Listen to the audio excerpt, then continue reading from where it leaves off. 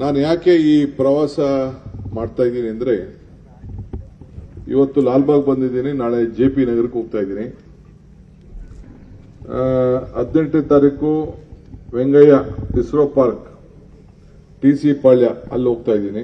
19ನೇ ತಾರೀಕು ವೀರಮಾಧವ ನಗರ ಕೋರ್ಮಂಗಲ ಹೋಗ್ತಾ ಇದ್ದೀನಿ. 25ಕ್ಕೆ ಗಾಂಧಿ ಉದ್ಯಾನವನ, 26ಕ್ಕೆ ಕಬ್ಬನ್ ಪಾರ್ಕ್. ಈ ರೀತಿ ಎಲ್ಲಾ ಕಡೆ ಎಲ್ಲಾ ಕಾರ್ಪೊರೇಷನ್ ಕೂಡ ಒಂದೊಂದು ಕಡೆ ಹೋಗ್ತಾ ಇದ್ದೀನಿ. ಆಮೇಲೆ ಸೆಕೆಂಡ್ ರೌಂಡ್ ಇನ್ನೊಂದು ರೌಂಡ್ ಬೇರೆ ಹೋಗ್ತಾ ಇದ್ದೀನಿ. ಇದು ನನಗೆ ಕೆಲವು ಲೀಡರ್ಸ್ ಬಂದು ಮಾತಾಡ್ತಾ ಇರ್ತಾರೆ, ಕೆಲವು ಪೊಲಿಟಿಕಲ್ ಪಾರ್ಟೀಸ್ ಮಾತಾಡ್ತಾರೆ. ನಿರ್ಭೀತ, ನಿಷ್ಪಕ್ಷಪಾತ, ವಿಶ್ವಾಸಾರ್ಹ ಸುದ್ದಿಗಳಿಗೆ ಮತ್ತೊಂದು ಹೆಸರಾಗಿರುವ ನ್ಯೂಸ್ 18 ಕನ್ನಡ ಈಗ ಆಪ್ನಲ್ಲೂ ಲಭ್ಯವಿದೆ. ದಯವಿಟ್ಟು ಇಲ್ಲಿರುವ QR ಕೋಡ್ ಸ್ಕ್ಯಾನ್ ಮಾಡಿಕೊಂಡು ಆಪ್ ಡೌನ್ಲೋಡ್ ಮಾಡೋದಕ್ಕೆ ಮರಿಬೇಡಿ. ನಿಮ್ಮ ಬೆಂಬಲ ಹೀಗೆ ಸದಾ ನಮ್ಮೊಂದಿಗಿರಲಿ. ಧನ್ಯವಾದ. ಯಾರಿಗೆ ವಾಯ್ಸ್ ಇಲ್ಲ, ಯಾರು ಅಧಿಕಾರಿಗಳ ಹತ್ರ ಮಾತಾಡಕ್ಕೆ ಅವಕಾಶ ಇಲ್ಲ, ಯಾರು ಸರ್ಕಾರದ ಜೊತೆ ಮಾತಾಡಕ್ಕೆ ಅವಕಾಶ ಇಲ್ಲ, ಅಂತವ್ರಿಗೆ ಮಾತಾಡಕ್ಕೆ ಅವಕಾಶ ಕೊಡಬೇಕು ಅಂತೇಳಿ ಇವತ್ತು ನಾನೇ ಹುಡುಕೊಂಡು ಬಂದಿದ್ದೀನಿ. ಶನಿವಾರ ಭಾನುವಾರ ಆದ್ರೆ ಸ್ವಲ್ಪ ನಿಮಗೆ ಫ್ರೀ ಇರ್ತದೆ. ಆ ದೃಷ್ಟಿಯಿಂದ ನಮ್ಕಿನ್ನ ನಿಮ್ಮ ಅನುಭವ ಬಹಳ ಮುಖ್ಯ. ಯಾಕೆಂದ್ರೆ ದಿನ ಬೆಳಗ್ಗೆ ಪ್ರಾಬ್ಲಮ್ನ ಫೇಸ್ ಮಾಡ್ತಾ ಇರೋ ನೀವು, ಸಮಸ್ಯೆ ಅನುಭವಿಸ್ತಾ ಇರೋ ನೀವು, ನಿಮಗೆ ಸೊಲ್ಯೂಷನ್ ಕೊಡೋಣ ಅಂತೇಳಿ. ನಾನು ಯಾರಿಗೂ ಟೀಕೆ ಮಾಡಕ್ಕೆ, ಪೊಲಿಟಿಕಲ್ ಪಾರ್ಟೀಸ್ ಟೀಕೆ ಮಾಡಕ್ಕೆ ನಾನು ತಯಾರಿಲ್ಲ. ನಂಗೆ ಅವಶ್ಯಕತೆನೂ ಇಲ್ಲ, ಅದ್ರಲ್ಲಿ ನಂಗೆ ನಂಬಿಕೆನೂ ಇಲ್ಲ. ಟೀಕೆ ಮಾಡೋದ್ರಲ್ಲಿ ಬೇರೆಯವ್ರನ್ನ ಬೈದು ಅವ್ರು ಮಾಡಲಿಲ್ಲ, ಬಿಜೆಪಿ ಅವ್ರು ಮಾಡಲಿಲ್ಲ, ದಳದವ್ರು ಮಾಡಲಿಲ್ಲ, ಕಾಂಗ್ರೆಸ್ ಅವ್ರು ಮಾಡಲಿಲ್ಲ, ಅವನ ಯಾರು ಅಧಿಕಾರಿ ಮಾಡಲಿಲ್ಲ, ಅದರಲ್ಲೇನು ನನಗೆ ನಂಬಿಕೆ ಇಲ್ಲ. ನಾವಿರೋದು ಪ್ರಾಬ್ಲಮ್ನ ಸಾರ್ಟ್ ಔಟ್ ಮಾಡಕ್ಕೆ. ಇದೊಂದು ಹಿಸ್ಟಾರಿಕ್ ಜಾಗ. ನಾನು ಫಸ್ಟ್ ಯಾಕೆ ಇಲ್ಲಿಗೆ ಮಾತಾಡದೆ ಬಂದೆ ಅಂತಂದ್ರೆ, ಈಗ ನೀವೆಲ್ಲ ಲಾಲ್ಬಾಗ್ ವಿಚಾರದಲ್ಲಿ ಟನಲ್ ವಿಚಾರ ಮಾತಾಡ್ತಾ ಇದ್ವಿ. ಟನಲ್ಗೆ 6 ಎಕರೆ ಜಾಗ ಹೋಗ್ಬಿಡ್ತದೆ, ತಗೋಬಿಡ್ತಾರಂತೆ ಅಂತೇಳಿ ತಮ್ಗೆಲ್ಲ ಗಾಬರಿ ಇದೆ. ನಾನು ಸ್ಪಾಟಿಗೆ ಹೋಗಿ ನೋಡ್ತೀನಿ. ನನಗೆ ಒಂದು ಸ್ಮಾಲ್ ಏನು ಈ ಜಾಗ ಹಿಸ್ಟಾರಿಕ್ ಒಂದು ಮರನೂ ಕೂಡ ನನಗೆ ಹಾಳು ಮಾಡಕ್ ನಂಗೆ ಇಷ್ಟ ಇಲ್ಲ. ನಾನು ಹಳ್ಳಿಲಿ ಬೆಳೆದವನು, ಮುಖ್ಯ. ಅದೇ ಕೆಲವು ಸಂದರ್ಭದಲ್ಲಿ ವಿಧಿ ಇಲ್ಲದೆ ಕೆಲವು ಸಂದರ್ಭದಲ್ಲಿ ಕೆಲವು ಡಿಸಿಷನ್ಸ್ ತಗೊಳ್ಬೇಕಾಗ್ತದೆ. ಬಟ್ ಈಗ ನಾನು ನೋಡಿ, ಸ್ಪಾಟ್ ನೋಡಿ ನಾನು ಡಿಸಿಷನ್ ತಗೊಳ್ತೀನಿ. ಟನಲ್ ಇಲ್ಲದೆ ಬೆಂಗಳೂರಿಗೆ ಸೊಲ್ಯೂಷನ್ ಇಲ್ಲ. ನಾನು ಎಲ್ಲ ತರದ ಅಧ್ಯಾಯ ಕೂಡ ಮಾಡಿದ್ದೀನಿ. ಅಂದ್ರೆ ಯಾವ ಪ್ರಾಪರ್ಟೀಸು ಕೂಡ, ಮೆಜಾರಿಟಿ ಪ್ರಾಪರ್ಟೀಸು ಕೂಡ ಅಕ್ವಿಷನ್ಗೆ ಬಹಳ ದೊಡ್ಡ ಸಮಸ್ಯೆ ಇದೆ. 2,000 ಕೋಟಿ ರೂಪಾಯಿ ಬರೀ ಅಕ್ವಿಷನ್ಗೆ ಇಟ್ಟಿದ್ದೀವಿ. ಇಲ್ಲಿ ನಾನು ನೋಡ್ತೀನಿ, ಒಂದು ಬಾರ್ಡರ್ ಏನಪ್ಪಾ ಅಂತಂದ್ರೆ ಓಪನಿಂಗ್ ಇಲ್ಲಿ ಅವಕಾಶ ಕೊಟ್ಟಿದ್ದೀವಿ. ಓಪನಿಂಗ್ ಇಲ್ಲಿ ಕೊಡಬೇಕು. ಯಾಕೆಂದ್ರೆ ಅಲ್ಲಿಂದ ನಮ್ಮ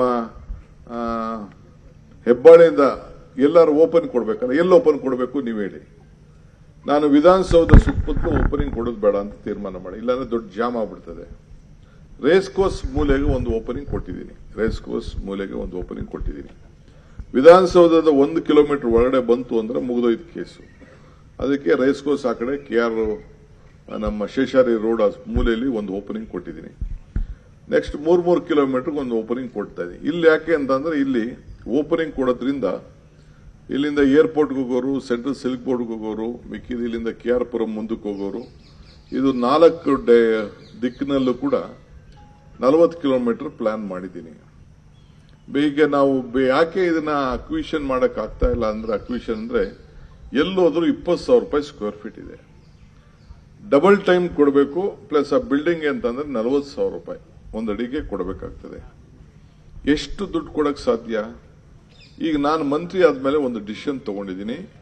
ಈಗ ಫ್ಲೈಓವರ್, ನಿಮ್ಮ ಎದುರುಗಡೆ ಫ್ಲೈಓವರ್ ಬಂದಿದೆ, ಇಲ್ಲಿ ಮೆಟ್ರೋ ಎದುರುಗಡೆ, ಲಾಲ್ಬಾಗ್ ಎದುರುಗಡೆ ಬಂದಿದೆ. ಮುಂಚಿತವಾಗಿ ನಾವು ಈ ರೀತಿ ಈಗೇನ್ ತೀರ್ಮಾನ ತೆಗೆದುಕೊಂಡಿದ್ದು ಪ್ಲಾನ್ ಮಾಡಿದ್ರೆ ಅರ್ಧ ಪ್ರಾಬ್ಲಮ್ ನಮಗೆ ಸಾರ್ಟ್ ಔಟ್ ಆಗೋದು. ಈಗ ರಾಗಿಗುಡ್ಡ ತಾವೆಲ್ಲ ನೀವು ನೋಡಿದಿರಿ. ಆಗ ಒಂದು 6 ಕಿಲೋಮೀಟರ್ ನಾವು ಮಾಡಿದ್ವಿ. ಫಸ್ಟ್ ಫ್ಲೈಓವರ್, ಆಮೇಲೆ ಡಬಲ್ ಡೆಕ್ಕರ್ ಮಾಡಿದ್ವಿ. ನೆಕ್ಸ್ಟ್ ಈಗ 40 ಕಿಲೋಮೀಟರ್ ಬೆಂಗಳೂರು ನಗರದಲ್ಲಿ ಇನ್ನು ಯಾವುದೇ ಹೊಸದಾಗಿ ಯೋಜನೆ ತೆಗೆದುಕೊಂಡ್ರೆ ಆ ರೀತಿ ಮಾಡಬೇಕು ಅಂತೇಳಿ ತೆಗೆದುಕೊಂಡಿದ್ದೀವಿ. ಜೊತೆಗೆ 116 ಕಿಲೋಮೀಟರ್ ನಿಮ್ಮ ಟ್ರಾಫಿಕ್ ವಿಚಾರ ಕೇಳ್ತಾ ಇದ್ದೀರಿ. 112ರಿಂದ 116 ಕಿಲೋಮೀಟರ್ ಹೊಸ ಫ್ಲೈಓವರ್ಗಳನ್ನ ಆಡ್ ಮಾಡ್ತಾ ಇದ್ದೀವಿ. ಫ್ಲೈಓವರ್ನ ರೋಡ್ ಆಡ್ ಮಾಡ್ತಾ ಇದ್ದೀವಿ. ಈ ಚಾನೆಲ್ಗಳಿದೆಯಲ್ಲ, ಹೊಸ ಈ ನಮ್ಮ ಡ್ರೈನೇಜ್ಗಳಿದೆಯಲ್ಲ, ಡ್ರೈನೇಜ್ ಪಕ್ಕ ಕಾನೂನಲ್ಲಿ 50 ಮೀಟರ್ 50 ಅಡಿವರೆಗೂ, 50 ಮೀಟರ್ ಅಲ್ಲ 50 ಮೀಟರ್ನ ನಾವು ಏನು ಬಿಲ್ಡಿಂಗ್ ಕಟ್ಟಕ್ ಬಿಡಲ್ಲ. ಅಕ್ಕಪಕ್ಕ ಸೈಡ್ ವಾಲ್ ಕಟ್ಬಿಟ್ಟು ದೊಡ್ಡದಾಗಿ ವಾಲ್ನಾಗಿಟ್ಟು ಆ ಕಡೆ ಈ ಕಡೆ ಆ ಡ್ರೈನೇಜ್ ಸೇಫ್ಟಿಗೂ ಆಗ್ತದೆ. ಆಮೇಲೆ ಸಣ್ಣ ಸಣ್ಣ ವೆಹಿಕಲ್ಗಳು ಸ್ಕೂಲ್ಗೆ ಹೋಗಕ್ಕೆ ಬರೋಕ್ಕೆ ಬಸ್ಗಳು ಬಿಡದೆ ಸ್ಕೂಲ್ಗೆ ಹೋಗೋಕ್ಕೆ ಚಿಕ್ಕ ಚಿಕ್ಕ ವೆಹಿಕಲ್ ಕಾರ್ಗಳು ಟೂ ವೀಲರ್ಸ್ ಓಡಾಡಕ್ಕೆ ಸುಮಾರು 330 ಕಿಲೋಮೀಟರ್ ರೋಡ್ನ ಆಡ್ ಮಾಡಬೇಕು ಅಂತೇಳಿ ಈಗಾಗಲೇ 2 ರೋಡ್ನ ನೋಟಿಫಿಕೇಶನ್ ಮಾಡಿದ್ದೀನಿ. ಇದಲ್ಲದೆ ಕೆಲವು ಅನೇಕ ವಿಚಾರಗಳನ್ನ ಒಂದು ಡಬಲ್ ಡೆಕ್ಕರ್ ರೋಡು, ಒಂದು ಫ್ಲೈಓವರ್ಸು, ಈ ಟನಲ್, ಈ 3 ಮೇಜರು. ಇದಲ್ಲದೆ ಬೆಂಗಳೂರು ನಗರಕ್ಕೆ ಈ ಟ್ರಾಫಿಕ್ನ ಸ್ಮಾರ್ಟ್ ಔಟ್ ಮಾಡಕ್ಕೆ 2008ರಲ್ಲೇನೆ ಒಂದು ಪೆರಿಫೆರಲ್ ರಿಂಗ್ ರೋಡ್ ಅಂತ ಮಾಡಿದ್ರು. ಒಂದು ಎಲ್ಲಿ ಕೋಗಿಲು ಸುತ್ತಮುತ್ತಲ ಯಲಹಂಕ ಆದ್ಮೇಲೆ ಈ ಕಡೆ ಎಲೆಕ್ಟ್ರಾನಿಕ್ ಸಿಟಿ ಮಾಡಿದ್ರು. ಯಾವ ಸರ್ಕಾರನೂ ಧೈರ್ಯವಾಗಿ ಡಿಸಿಷನ್ ತಗೊಳಕ್ ಆಗ್ಲಿಲ್ಲ. ಸೊ ಬೇರೆ ಬೇರೆ ಏನೇನೋ ಆಗತ್ತೆ. ಈಗ ನಾನು ಹುಟ್ಕೋಯಿಂದ 26,000 ಕೋಟಿ ಲೋನ್ ತಗೊಂಡಿದ್ದೀನಿ. ಬಿಡಿಎಯಿಂದ ಅಕ್ವಿಷನ್ ಮಾಡ್ತಾ ಇದ್ದೀನಿ. ಮಾಡಿ ಅದನ್ನ ವಿಧಿನೇ ಇಲ್ಲ. 100 ಕಿಲೋಮೀಟರ್ ಔಟರ್ ರಿಂಗ್ ರೋಡ್, ಹೊಸ ರಿಂಗ್ ರೋಡ್ನ ಬೆಂಗಳೂರು ಬಿಸಿನೆಸ್ ಕಾರಿಡಾರ್ ಅಂತೇಳಿ ಹೊಸ ರಿಂಗ್ ರೋಡ್ಗೆ ಈಗಾಗಲೇ ಬಿಡಿಎಡ್ ಮಾಡಿ, ಯಾಕೆಂದ್ರೆ ಟ್ರಾಫಿಕ್ನ ಸಿಟಿ ಒಳಗಡೆ ಯಾವುದು ಬರಬಾರ್ದು, ಅದನ್ನ ಕಂಪ್ಲೀಟ್ ಹೊಸೂರು ರೋಡ್ಗೆ ಹೋಗುವಂಥದ್ದು ಮತ್ತು ಬಳ್ಳಾರಿ ರೋಡ್ಗೆ ಹೋಗುವಂಥದ್ದು, ಮೈಸೂರು ರೋಡ್ಗೆ ಹೋಗುವಂಥ ಟ್ರಾಫಿಕ್ ಎಲ್ಲ ಕೂಡ ಸಿಟಿಗೆ ಬರದೇ ಬೇಕಬೇಕು ಅಂತಂದ್ರೆ ಇದು ಒಂದು ಹಿಸ್ಟಾರಿಕ್ ಡಿಸಿಷನ್. ಕೆಲವರೆಲ್ಲ ರೈತರುಗಳೆಲ್ಲ ಗಲಾಟೆ ಮಾಡ್ತಾ ಇದ್ದಾರೆ, ಲ್ಯಾಂಡ್ ಓನರ್ಸ್ ಗಲಾಟೆ ಮಾಡ್ತಾ ಇದ್ದಾರೆ.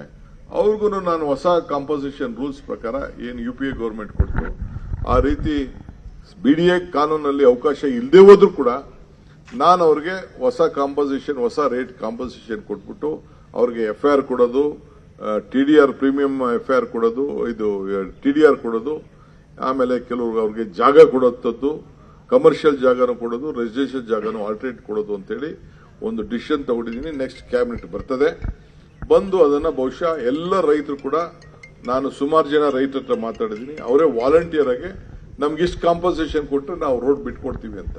ಅವ್ರು ಬಿಟ್ಕೊಡ್ಲಿಲ್ಲ ಅಂದ್ರೆ ನನಗೆ ಆಪ್ಷನ್ ಆಗಿದೆ. ಯಾಕೆಂದ್ರೆ ನಾನು ಯಾವ ಕಾರಣಕ್ಕೂ ಡಿನೋಟಿಫಿಕೇಶನ್ ಮಾಡಕ್ಕೆ ಹೋಗುದಿಲ್ಲ. ಇದು ನಾನು ಜಸ್ಟ್ ಸಿಂಪಲ್ ಆಗಿ ಈ ಮೇಜರ್ ಪ್ರಾಬ್ಲಮ್ ಮಾಡ್ತಾ ಇದ್ದೀನಿ. ಈಗ ಕೆಲವು ಪ್ರಾಬ್ಲಮ್ಸ್ ವಿಚಾರ ಮಾತಾಡಿದಿರಿ. ಈ ನಾಯಿಗಳ ವಿಚಾರ, ಇಲ್ಲಿ ನಾಯಿಗಳು ನನಗೂ ಕಣ್ಣು ಕಾಣ್ತು. ನಾಯಿಗಳು ನಾನು ಇಲ್ಲೂ ನೋಡಿದೆ, ನಾಯಿಗಳಿಗೆ ಏನಾದ್ರು ಮಾಡಿ ಇದಕ್ಕೊಂದು ರೂಪ ಕೊಡಬೇಕು. ನಾನು ನಮ್ಮ ಅನಿಮಲ್ ಹಸ್ಬೆಂಡ್ ಹತ್ರ ಮಾತಾಡ್ತೀನಿ. ಕೆಲವರು ಸಜೆಷನ್ ಕೊಟ್ಟಿದ್ದಾರೆ, ಇಲ್ಲೇನೆ ಅದಕ್ಕೊಂದು ಕೇಜ್ ಮಾಡಿ 50-50 ಅರ್ಧ ತೆಗೆದು ಒಳಗಡೆ ಬಿಟ್ಟು ಈಚೆ ತೆಗೆದು ಏನಾದ್ರು ಮಾಡಕ್ಕಾಗ್ತದ ಅಂತ. ಈ ಪ್ರಾಣಿದಯ ಸಂಘದವರು ಇಲ್ಲಿಂದ ಎತ್ಕೊಂಡೋಗಿ ಅದನ್ನ ಇದನ್ನ ಮಾಡಕ್ಕೆ ಬಿಡಲ್ಲ. ಅದೇ ಆದಂತಹ ಒಂದು ಕಾನೂನಿದೆ. ಈ ಇದರಲ್ಲಿ ನಾನು ಅನಿಮಲ್ ಹಸ್ಬೆಂಡ್ ಹತ್ರ ಮಾತಾಡಿ, ಬೇರೆ ನಮ್ಮ ಕಾರ್ಪೊರೇಷನ್ ಹತ್ರ ಮಾತಾಡಿ ಇದಕ್ಕೊಂದು ಸಪರೇಟ್ ಮೀಟಿಂಗ್ ಮಾಡಿ ಸೊಲ್ಯೂಷನ್ ಏನ್ ಕೊಡಬೇಕು ಅಂತೇಳಿ. ಈ 200 ಚಿಲ್ಲರೆ ಡಾಗು ಇಲ್ಲಿ ಒಳಗಡೆ ಓಡಾಡೋದ್ರಿಂದ ನಿಜವಾಗ್ಲೂ ಇದು ಪ್ರಾಬ್ಲಮ್ ಇದೆ. ಇದಕ್ಕೆ corporation, I think both of you will work out a plan for this. ಅವರು ಒಂದು ಸಜೆಷನ್ ಕೊಟ್ಟಿದ್ದಾರೆ, ಒಂದು ಜಾಗ ಮಾಡಿ ಅವನ್ನ ಕೂಡಾಕಕ್ಕೆ, ಅವ್ರಿಗೆ ಊಟನೂ ಹಾಕಿ ಏನೋ ಒಂದು ಮಾಡಕ್ಕೆ ಅದೊಂದು ತೀರ್ಮಾನ ಮಾಡಿ. ಎರಡನೇದು, ಈಗ ಯೂರಿನಲ್ಸ್ ವಿಚಾರ ಹೇಳ್ತಾ ಇದ್ದೀನಿ. ನಾನು ಇಲ್ಲೇ ಈಗ ನಮ್ಮ ಜಾಯಿಂಟ್ ಇವ್ರಿಗೆ ಹಾರ್ಟಿಕಲ್ಚರ್ ಡಿಪಾರ್ಟ್ಮೆಂಟ್ ಅವ್ರಿಗೆ ಹೇಳ್ತೇನೆ, ಇಲ್ಲಿ ಏನಿದೆ ಯೂರಿನಲ್ಸ್ ನಾನು ಹೋಗಿ ಚೆಕ್ ಮಾಡ್ತೀನಿ, ಅದು ಸರಿಯಾಗಿದೆಯಾ ನೋಡ್ತೀನಿ. I will see that urinals in this ಒಳಗಡೆ it will be free, no charge. ಅದನ್ನ ಡಿಸಿಷನ್ ತೆಗೆದುಕೊಳ್ತೀನಿ. ಎಲ್ಲಿ ₹2 ಎತ್ಕೋಬಹುದು, ಜೋಬಲ್ಲಿ ಇಟ್ಕೋಬೋದಾನೆ ಬೆಳಗ್ಗೆ ಅಷ್ಟಕ್ಕೆ. ಈಗ ನಾನೇ ಕಬೂಲ್ ಪಾರ್ಕ್ ಬಂದೆ, ₹2 ಬಂದಿದ್ದೀವಿ. ಈಗ ನಾನು ಯೂರಿನಲ್ ಮಾಡ್ಬೇಕಾದ್ರೆ ಕಾಸಲ್ಲಿ ಕೊಡಕ್ಕಾಯ್ತು ನನ್ನ ಕೈಯಲ್ಲಿ, ಮತ್ ಬಿಡ್ತೀವಿ ₹2, ಅದೆಲ್ಲ ಆಗಲ್ಲ. ಸೊ ಬೆಂಗಳೂರು ಸಿಟಿಗೆ ಇದರಿಂದ ಏನು ಸರ್ಕಾರಕ್ಕೆ ಏನು ಒಳ್ಳೆ ಆಗೋದಿಲ್ಲ. ಫ್ರೀಯಾಗೆ ಯೂರಿನಲ್ ಫ್ರೀ. ಎರಡನೇದು, ಈ ಪರಿಸರ ನೋಡಿದ್ರೆ ನಾನು ನಮ್ಮ ಕಾರ್ಪೊರೇಷನ್ ಕಮಿಷನರು, ನಮ್ಮ ಇವರು ತುಷಾರ್ ಗಿರಿನಾಥ್ ಹಿಂದೆ ಇದ್ದವರು, ಇವರು ACS ಇದ್ದಾರೆ UDಗೆ, ಮತ್ತು ನಮ್ಮ ಮಹೇಶ್ವರ ರಾವ್ ಇದ್ದಾರೆ. All this officer with integrity, ಅವ್ರದ್ದೇ ಆದಂತ ಒಂದು ಗೌರವ ಇದೆ ಕರ್ನಾಟಕ ರಾಜ್ಯದಲ್ಲಿ.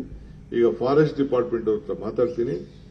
ಬೆಂಗಳೂರು ನಗರಕ್ಕೆ, ಬೆಂಗಳೂರು ಆಜುಬಾಜಿಲಿರುವಂತಹ ಎಲ್ಲ ಫಾರೆಸ್ಟ್ಗಳೇನಿದೆ ಅಲ್ಲೆಲ್ಲ ಕೂಡ ಇದೇ ರೀತಿ ಡೆವಲಪ್ಮೆಂಟ್ ಮಾಡಲಿಕ್ಕೆ, ಹೊಸ ಟ್ರೀ ಪಾರ್ಕ್ ನ ಕ್ರಿಯೇಟ್ ಮಾಡಲಿಕ್ಕೆ I will take A major decision.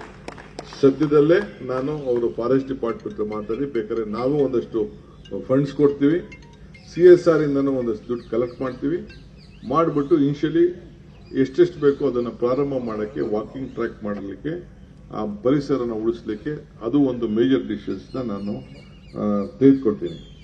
ಆಮೇಲೆ ನೆಕ್ಸ್ಟ್ ಇನ್ನೊಂದು 15 ದಿನದಲ್ಲೇ ಇಲ್ಲೊಂದು ಬೆಳಗ್ಗೆ ಒಂದು ಸಾಯಂಕಾಲ ಒಂದು compulsory with A doctor with nurses ಒಂದು ಆಂಬ್ಯುಲೆನ್ಸ್ ಇಡುವಂತ ಒಂದು ತೀರ್ಮಾನನ ನಾನು ಇಲ್ಲಿಗೆ ನಾನು ಮಾಡ್ತೀನಿ. ನಂಬಿಕೆ ನಕ್ಷೆ ವಿಚಾರ ಹೇಳ್ತಾ ಇದ್ದೀರಿ, ಪ್ಲಾನ್ ವಿಚಾರಕ್ಕೆ ನನಗೆ ನಿಮ್ಗೆ ಹ್ಯಾರಾಸ್ಮೆಂಟ್ ಏನಾಗ್ತಾ ಇದೆ ಅಂತ ಗೊತ್ತಿದೆ. ಆ ದೃಷ್ಟಿಯಿಂದನೇ ರೆಕಗ್ನೈಸ್ಡ್ ಇಂಜಿನಿಯರ್ ಇಲ್ಲ ಟೌನ್ ಪ್ಲಾನರ್ಸ್ ಯಾರು ನಮ್ಮ ಆರ್ಕಿಟೆಕ್ಟ್ಸ್ ಇದ್ದಾರೆ ಅವರು 50-80 ಇರೋವರೆಗೂ ಕೂಡ ಯಾರು ಕೂಡ ಕಾರ್ಪೊರೇಷನ್ ಆಫೀಸ್ ಒಳಗಡೆ ಎಂಟರ್ ಆಗಂಗಿಲ್ಲ.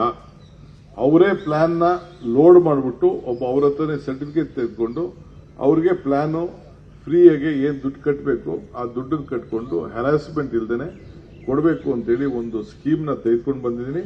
ಅದು ಸ್ವಲ್ಪ ಹೆಚ್ಚಿಗೆ ಪಾಪ್ಯುಲರೈಸೇಷನ್ ಮಾಡಬೇಕು. ನಮ್ಮ ಆಫೀಸರ್ಸ್ ಬಂದ್ರೂ ಕೂಡ ನೀವು ನಂಬಿಕೆ ನಕ್ಷೆಗೆ ಹೋಗಬೇಕು, ನೀವು ಅಪ್ಲೈ ಮಾಡಿ ಅಂತೇಳಿ ಆರ್ಕಿಟೆಕ್ಟು ಮತ್ತು ಇಂಜಿನಿಯರ್ಸ್ ಹತ್ರ ಹೇಳ್ತೀನಿ. ಸೊ ಅದಕ್ಕೆ ಹ್ಯಾರಾಸ್ಮೆಂಟ್ನ ಆ ಬ್ರೋಕರ್ಗಳನ್ನ ತಪ್ಪಿಸಬೇಕು ಅಂತೇಳಿ ಈ ತೀರ್ಮಾನ ನಾವು ಮಾಡ್ತಾ ಇದ್ದೀವಿ. ನಿರ್ಭೀತ, ನಿಷ್ಪಕ್ಷಪಾತ, ವಿಶ್ವಾಸಾರ್ಹ ಸುದ್ದಿಗಳಿಗೆ ಮತ್ತೊಂದು ಹೆಸರಾಗಿರುವಂತ ನ್ಯೂಸ್ 18 ಕನ್ನಡ ಈಗ ಆಪ್ನಲ್ಲೂ ಲಭ್ಯವಿದೆ. ದಯವಿಟ್ಟು ಇಲ್ಲಿರುವಂತ QR ಕೋಡ್ ಸ್ಕ್ಯಾನ್ ಮಾಡಿಕೊಂಡು ಆಪ್ ಡೌನ್ಲೋಡ್ ಮಾಡೋದಕ್ಕೆ ಮರಿಬೇಡಿ. ನಿಮ್ಮ ಬೆಂಬಲ ಹೀಗೆ ಸದಾ ನಮ್ಮೊಂದಿಗಿರಲಿ. ಧನ್ಯವಾದ.